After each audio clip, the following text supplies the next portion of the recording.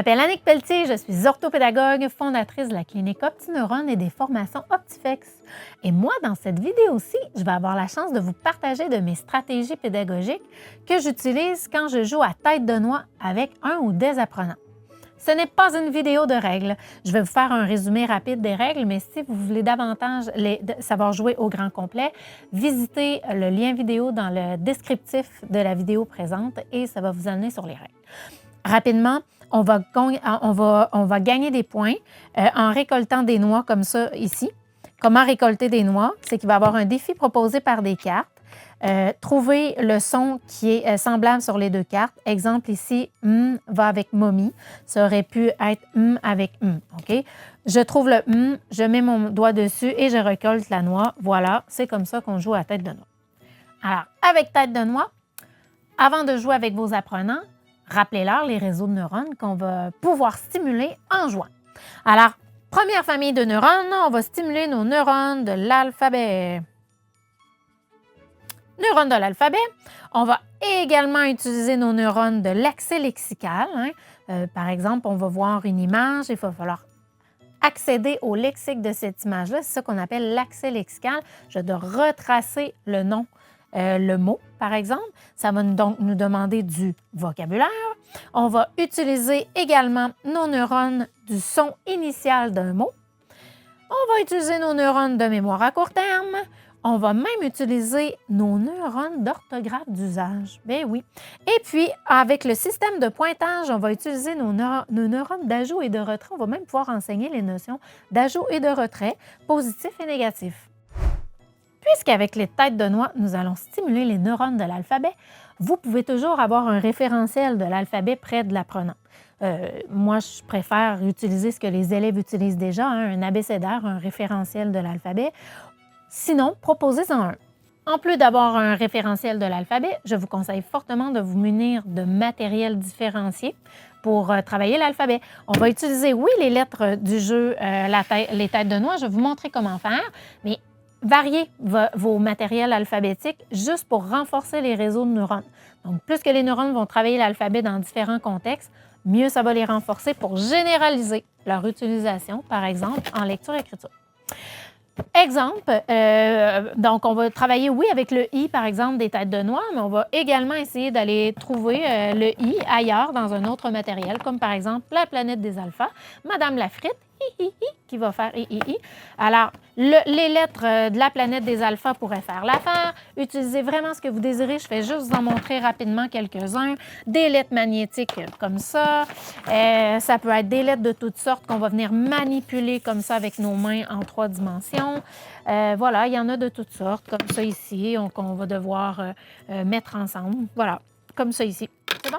Là, je pourrais vous en montrer pendant tout un avant-midi. C'était juste pour vous donner le conseil de varier votre matériel. OK? On a du matériel à côté, abécédaire, les lettres des têtes de noix. Vraiment prêt à aller travailler l'alphabet. Donc, un abécédaire, du matériel d'alphabet et, dernière petite chose, un soutien visuel où chaque lettre aura son espace. OK? Donc, par exemple, A, B, C, D, E, F, G, H, I, J, K, L, M, P, jusqu'à Z. D'accord? C'est très important comme ça. Là, vous ne verrez pas tout, mais j'aurai vraiment de A à Z. Et moi, ce que j'ai fait, c'est que je les ai mis comme ça, qui peuvent s'attacher. Comme ça, quand on va venir jouer avec, après, ça va moins bouger, à tout le moins. OK? Moi, je vais vous montrer une séquence seulement avec les 3 premières sections de la comptine de l'alphabet pour que ça cadre dans la vidéo. Une fois qu'on a tout notre matériel, on peut travailler l'alphabet. Alors, voici un exemple avec les lettres des têtes de noix. Alors, j'ai mon abécédaire près de moi. OK? Lorsqu'on va travailler l'alphabet, je vous laisse des recommandations. Ça ne veut pas dire que c'est les meilleures du monde entier. Je vous laisse mes recommandations que j'utilise moi en pratique. Alors, on va toujours d'abord travailler la comptine de l'alphabet pour être certain d'apprendre la comptine au complet et une petite séquence à la fois. C'est toujours une histoire de neurones. La moins grande quantité de neurones activés au départ, puis après ça, on va augmenter. D'accord? Fait qu'on pourrait seulement commencer par une petite mini-séquence, là. A, B, C, D, juste ça. OK? On pourrait juste travailler avec ces 4-là. C'est trop, on en prend 3. D'accord? Alors, supposons qu'on essaie avec 4, je prendrais les 4 premières. Vous avez expliqué d'abord à quoi sert l'alphabet, hein? Pourquoi on se parle, pour qu'on est capable d'entendre, de lire les choses, ça prend des lettres de l'alphabet. Maintenant qu'on connaît l'utilité, et on va apprendre les lettres de l'alphabet. Donc, on va apprendre la comptine orale, toujours en travaillant la comptine orale, toujours les regarder à l'écrit, et on va toujours essayer d'ajouter un geste, OK? Donc, toujours une lecture de gauche à droite, comme on va faire en lecture. Alors, par exemple, on va apprendre la comptine en commençant comme suit, et on pourrait faire comme ça. A, B, C, D. Je m'arrête. Je vais sur mon abécédaire, OK, le référentiel de l'élève. Vous savez que vous pourriez même cacher. Là, je ne le couperai pas, là, mais nous, par exemple, là, en intervention, on va juste couper ça. Et après ça, on va venir ajouter une autre séquence pour finir par avoir l'abécédaire au complet. Pourquoi? Pour enlever de l'information à traiter en mémoire à court terme. C'est bon? Là, pour les besoins de la vidéo, je vais vous la laisser au complet. Donc, on fait ça comme ça avec les lettres. On revient ici, on recommence. A, B, C, D. Je reviens, je demande à l'enfant de le faire. Je pourrais en cacher une, je lui demande de refaire. Alors, tu vois que je pourrais en cacher une autre, je pourrais en cacher 2. Je pourrais les mélanger. OK, on va les remettre dans l'ordre. Oups! A. Et là, en disant A, il faut associer le A. Où est le A? Je pourrais recommencer, tu vois? Donc, la comptine de l'alphabet. Fait qu'on peut la faire juste à l'oral. Après ça, on peut aller la faire à l'oral en même temps qu'en pointant les lettres comme ça. C'est bon? Alors, une fois qu'on a fait une première séquence, on va prendre une autre séquence et on va l'ajouter. A, B, C, D. Et là, je prendrai E, F, G. Je vais faire la même chose avec E, F, G jusqu'à temps que je me rende jusqu'à Z. D'accord? Une fois que la comptine de l'alphabet est acquise, là, je vais travailler seulement les lettres une à la fois. Alors, et mon objectif, OK, c'est la deuxième étape. Mon objectif, ça va être une lettre, d'apprendre son phonème ou ses phonèmes. Un phonème, c'est une unité sonore que peut produire une lettre. Donc, le phonème de A, c'est A. Le phonème de B, c'est B, B, B, B, B. Et quand j'arrive à C, la coquine, elle a 2 phonèmes. S, O, K, K, K, K. Tu vois? Alors, on va prendre soin de prendre chacune des lettres comme ça et d'apprendre le son qui peut être associé à une. Et là, ici, vous pouvez prendre vraiment les trucs que vous voulez. Par exemple, pour le C, on peut utiliser les règles ici du... Alors, on sait que le C peut être doux. Oui, il peut être dur. Mais quand est-ce qu'il est doux? C'est quand, à l'écrit, en lecture, en écriture, il va être devant, par exemple, E et I. Ça va faire ce, si et Y. C'est bon? Quand il va être dur, ça va être devant Kakoku, A-O-U, Kakoku. On peut les appeler Monsieur Ceci puis Monsieur Kakoku pour essayer de les travailler. Et là, vous comprendrez là, que je pourrais faire juste une séquence d'enseignement sur ça à répétition pendant plein de petits entraînements, pendant plusieurs semaines de temps, juste pour entrer en connexion neuronale que le C peut faire 2 sons. C'est bon? Là, je vous enseigne tout ça en accéléré, mais c'est juste pour vous donner des trucs. Pour qu'un enfant arrive à utiliser l'alphabet comme il faut pour venir transposer en son, en lecture et en écriture, il faut que chacune des lettres ait bien été travaillée de manière individuelle, autant en reconnaissance visuelle qu'en reconnaissance sonore. Voilà. Si vous voulez ajouter du kinesthésique, vous pouvez utiliser un type de bâton comme ça où on va pouvoir ajouter un cerne. Regardez, comme ça ici, là. OK? Comme ça. Et là, ce que ça va faire, c'est ça ici. Je te montre. C'est que, tu vois ici, là, c'est boursouflé. Une fois que c'est séché, c'est ça que ça fait. Mais ça, là, on pourrait prendre le jeu tête de noix et on pourrait venir tracer un cerne dessus. OK? Et comme ça, on pourrait même travailler les yeux fermés. On remet une lettre entre les mains à l'élève et à l'enfant ou à l'apprenant. Il vient toucher, il essaie de trouver de quelle lettre il s'agit. On pourrait même faire un exercice de rassembler les lettres qui se ressemblent visuellement. OK? Quand on essaie de travailler l'automatisation des lettres, on pourrait faire un exercice comme ça. Qu'est-ce qui ressemble visuellement, par exemple, à la lettre A? Et là, je peux regarder avec mes yeux, hein, j'essaie de m'aider de mon imagerie mentale de ce que je connais des lettres. Tiens, la lettre V peut ressembler.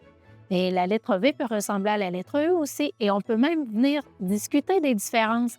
On ferme nos yeux, on touche avec les cernes, qu'est-ce qui est différent, tu vois? L'idée, c'est vraiment de venir intégrer à la fois le son, le visuel et le kinesthésique de chacune des lettres. C'est ce qui va faire qu'on va apprendre l'alphabet et qu'on va l'intégrer beaucoup plus rapidement. Alors moi, je commence toujours avec le matériel des têtes de noix, en fait. Tu vois bien que j'utilise le matériel sans les vraies règles de jeu parce que ce que j'aime, c'est qu'on a la majuscule et la minuscule.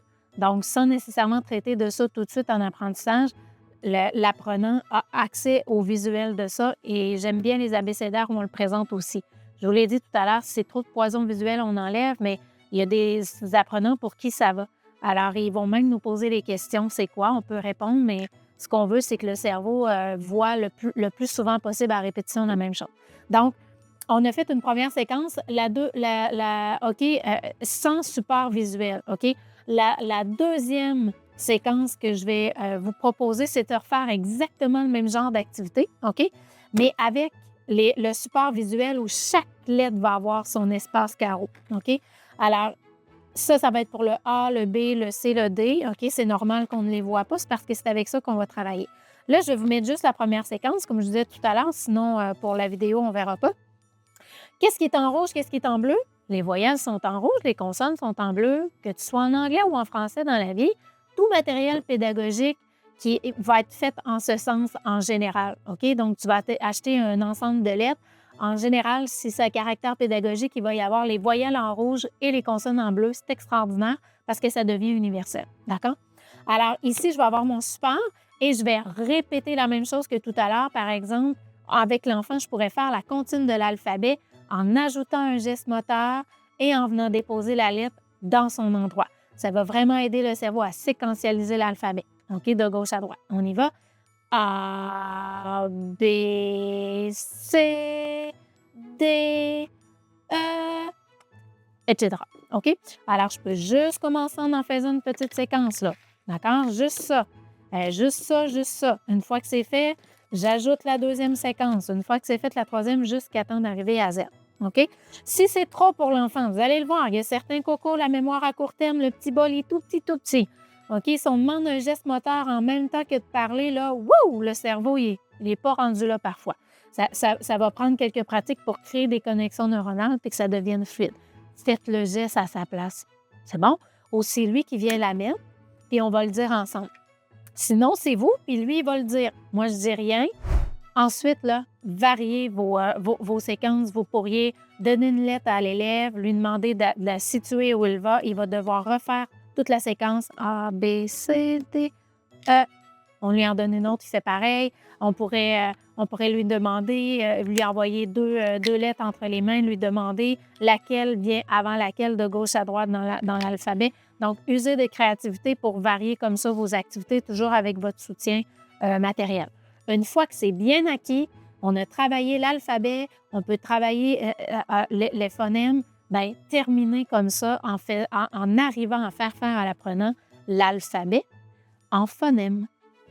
A, B, S, K, D, E, F, J, G,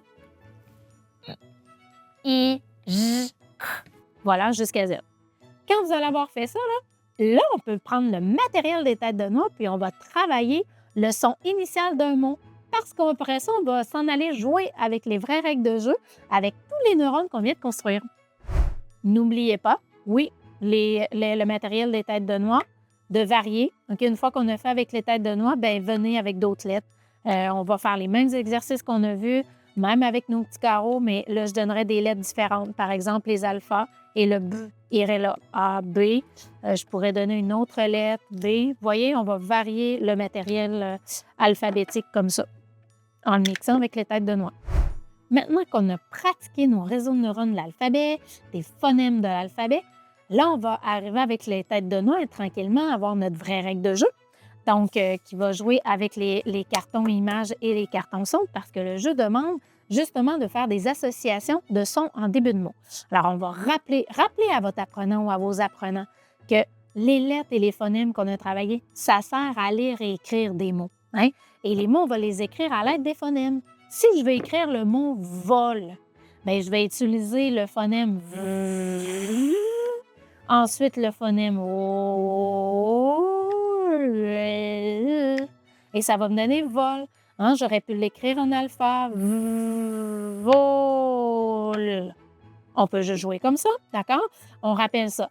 Maintenant, ce que je vais faire, c'est que je vais utiliser les phonèmes du jeu, justement les lettres, le matériel du jeu, pour aller jouer réellement avec les phonèmes initiales, le son en début de mot, comme dans le vrai jeu. Alors, quand on arrive avec la vraie règle, on nous demande de comparer des sons, bien, je vais le faire une chose à la fois. Je vais dire à l'élève, pour jouer, on va jouer soit avec les sons des lettres, soit avec les sons en début de mots, des images. Alors, on commence juste par se fabriquer des neurones avec les cartes lettres, d'accord?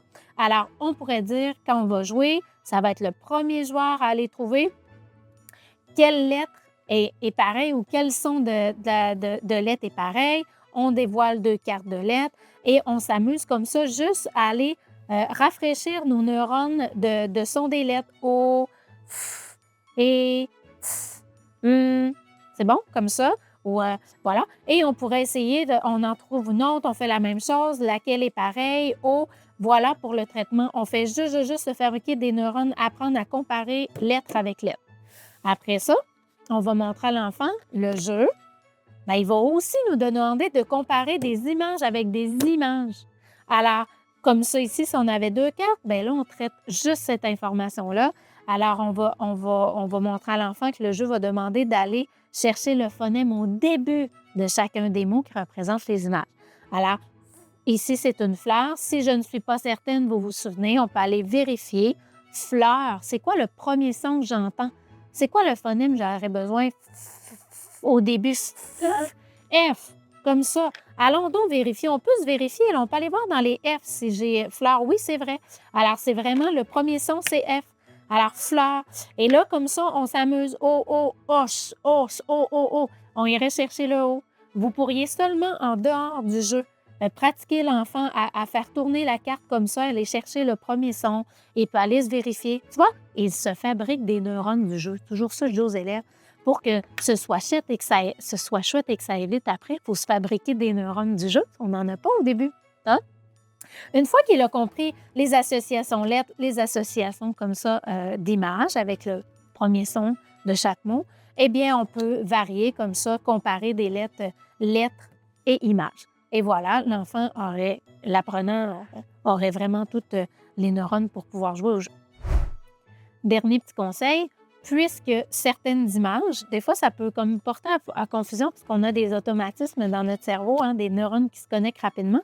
Je te donne un exemple. Ici, on a 15, OK? On aurait tendance à partir avec le premier phonème. Qu'est-ce qu'on entend? Et rapidement se diriger sur le K. Mais le jeu fonctionne avec l'orthographe. C'est bon? Donc, 15, hein, ça ne commence pas par la lettre K. Ça commence par le phonème K, mais qui est représenté par la lettre Q et non la lettre K.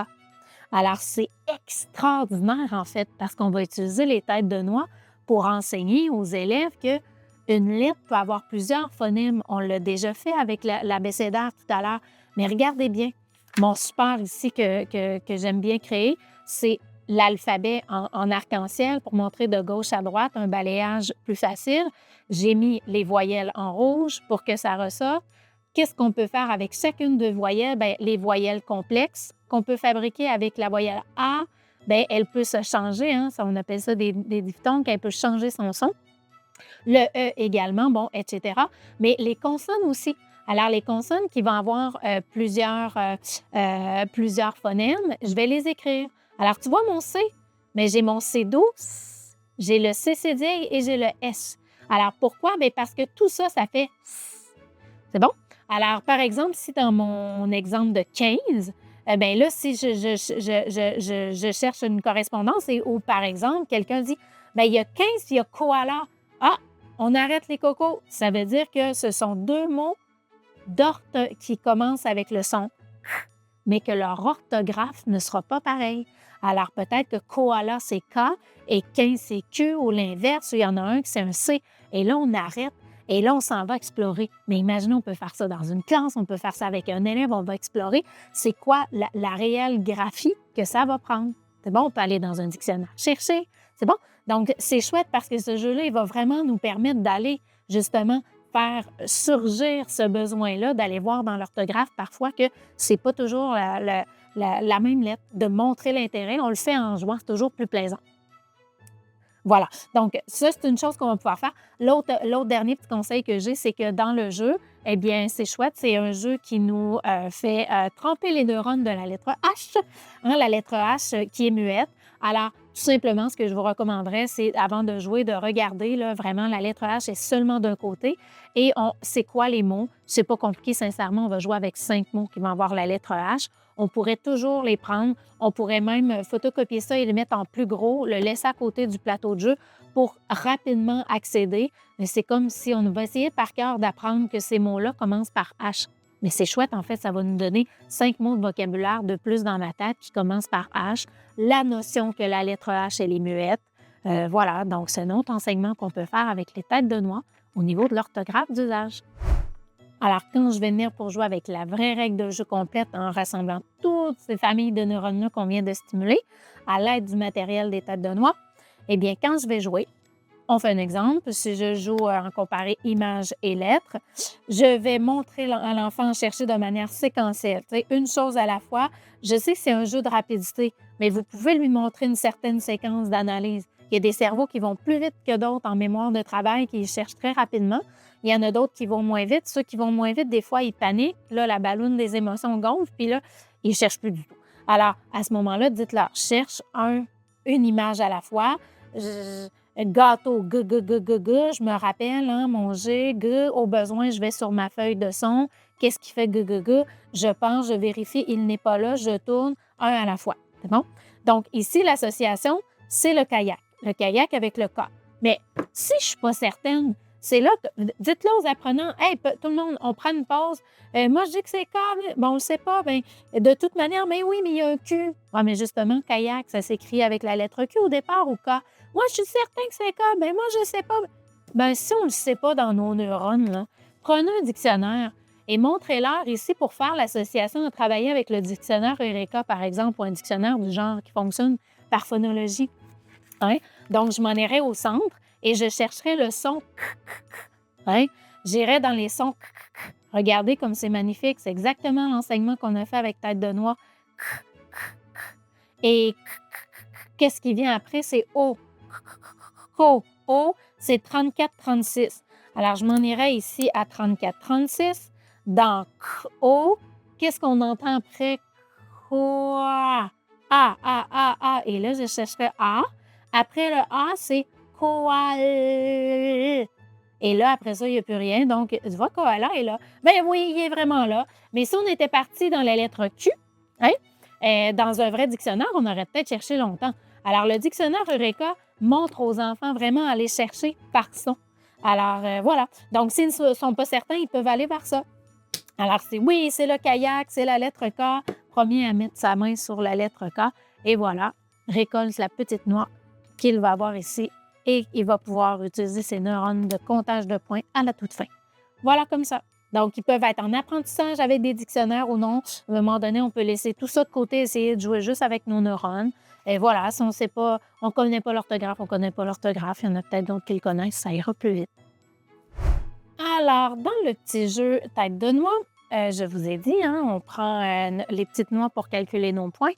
Hey, on peut prendre juste les noix pour venir travailler le concept d'ajout et de retrait. Et même la notion de positif et de négatif, plus et moins. Regardez bien, j'ai juste sorti des petites noix plus puis des noix moins. OK, on peut mettre ça de côté. On pourrait juste montrer à l'enfant plus, ça veut dire ajouter. OK? Donc, par exemple, si à la fin du jeu, j'ai une noix plus 4, ça veut dire que ça me donne 4 points. Là, utilisez d'autres jetons quelconques qui existent dans la vie, mais cassez-vous pas le coco, il y en a dans la boîte. On pourrait simplement prendre les petites noix. Regardez bien. Si j'ai plus 4, ça veut dire que je gagne 4 points.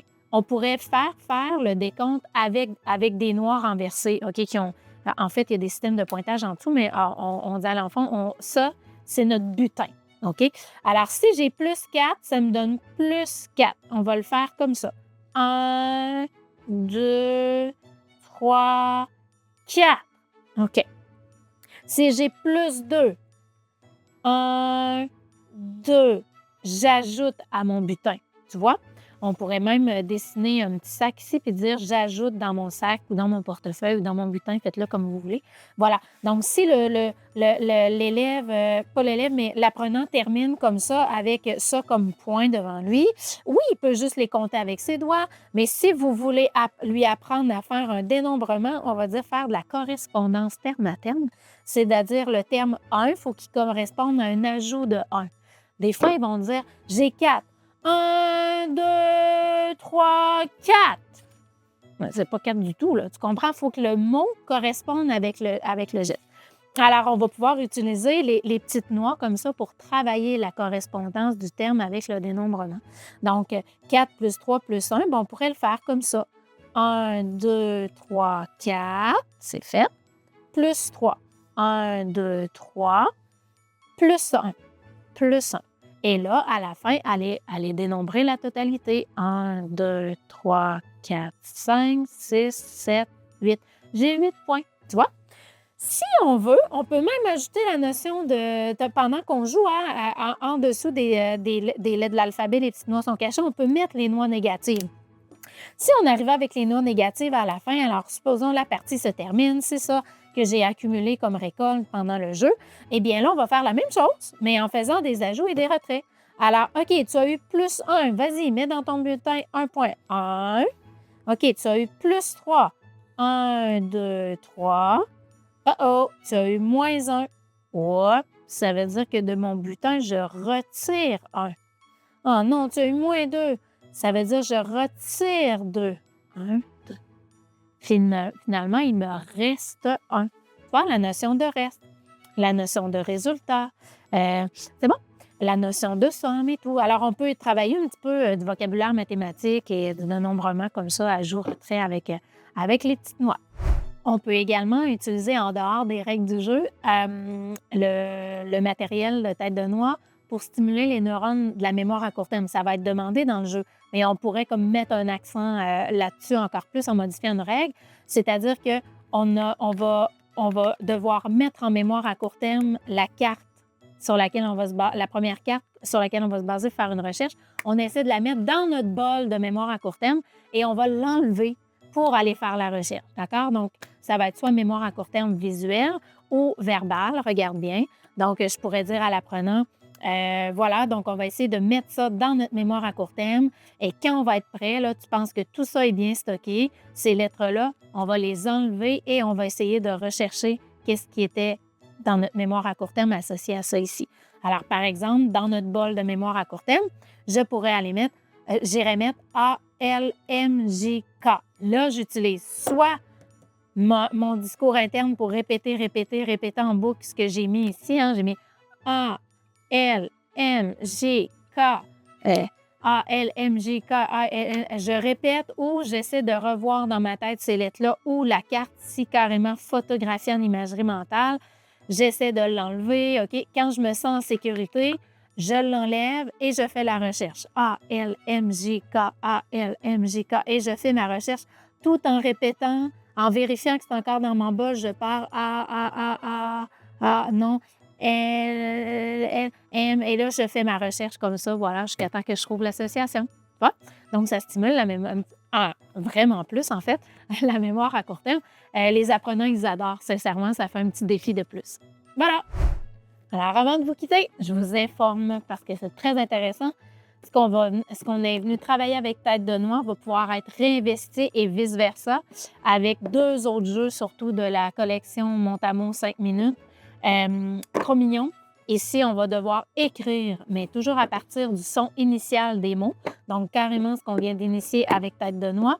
Et dans Pas de panique, ici, on va chercher les sons soit à l'intérieur des mots en début de mot ou dans la première syllabe d'un mot. Alors, sincèrement, en mixant les trois, bien, on renforce les connexions neuronales parce qu'on demande à peu près les mêmes réseaux de neurones. Amusez-vous!